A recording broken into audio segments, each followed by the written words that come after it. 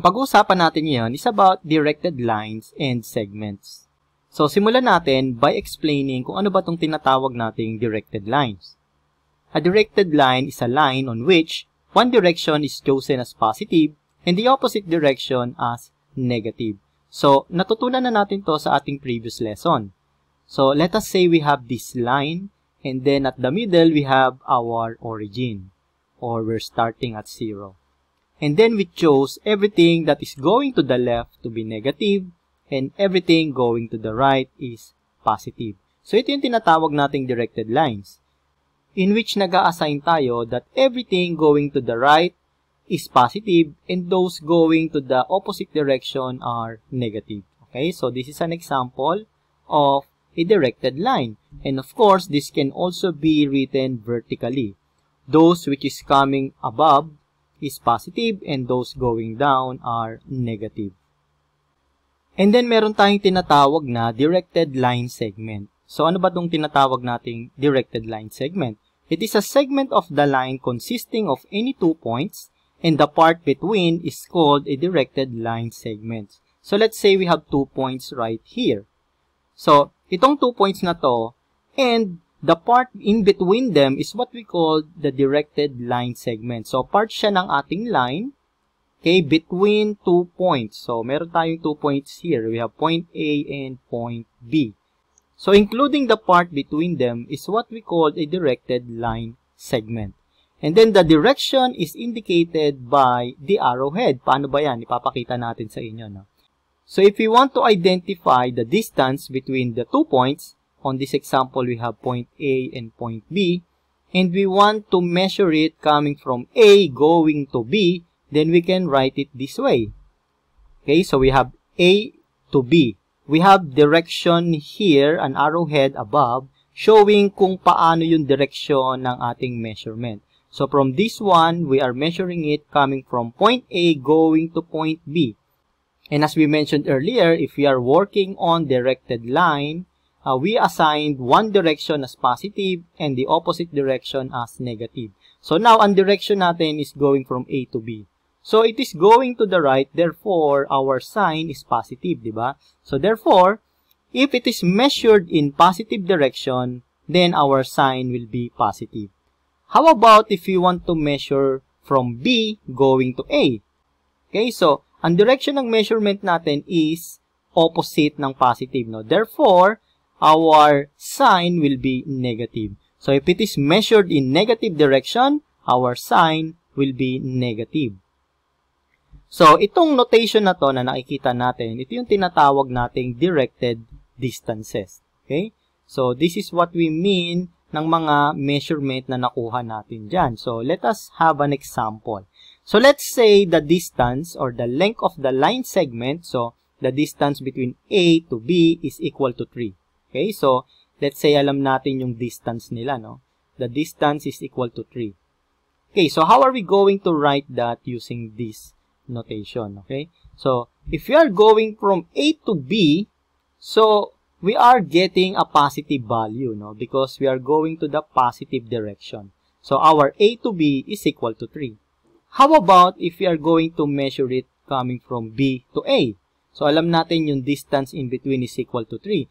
But since it will be measured from B to A, which is the direction is going to the left, that means our sign will be negative. Therefore, our BA is equal to negative 3. Okay? So, I hope this is clear. So, ano makikita natin sa relationship ng this notation? Okay? Our line segment going from A to B and our segment coming from B going to A. So, we can see from here that A to B is equal to the negative of B to A, di ba?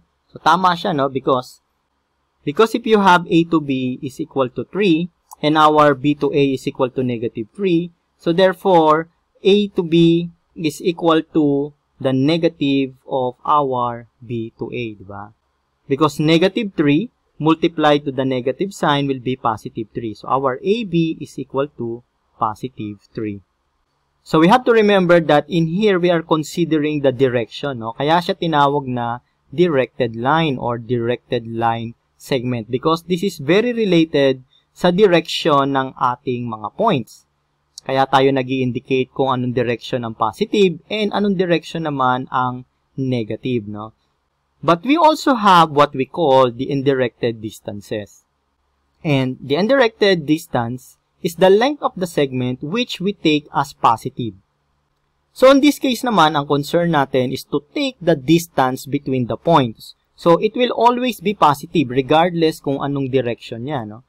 So we will be using this notation to indicate the positive measurement of distance between A and B, or the length of the line segment AB. So, for example, with this case, no, with distance from A to B will be equal to distance from B to A. Okay, because we don't mind what is the direction on this case. And now, using our previous example, we noted that the distance between A and B is equal to 3. So, with this example, ang gusto nating ipakita is yung mismong distance niya, regardless kung anong direction natin siya i-measure. So, our sign will always be positive. So, in this case, our distance from A to B, okay, so our direction is going to the right. So, that means it's positive, no? Dahil we have an arrow sign here. So, that means we are repairing here with the directed distance, no? So, this A to B is equal to AB, okay, with this notation, meaning it is positive. So, this is absolute. And BA, so measured from B to A, absolute. That means all of our answers here will be positive. Ngayon, para naman sa directed distance from B to A, which means we know that this is negative. So, this will be equal to negative AB or negative BA, no? With the absolute sign notation. So, and this will be equal to negative 3. Okay, so, if we are referring to undirected distance, our answer will always be positive. Okay, so now let us say we have a directed line in here. So, we will be concerned about the direction of our measurement, no? So, we have 3 points, point A, point B, and point C. So, titignan natin yung relationship nilang tatlo, no? Okay, so first, let us show the distance between point A and point B, no? And we're going to write that as distance from A to B, okay, going to that direction.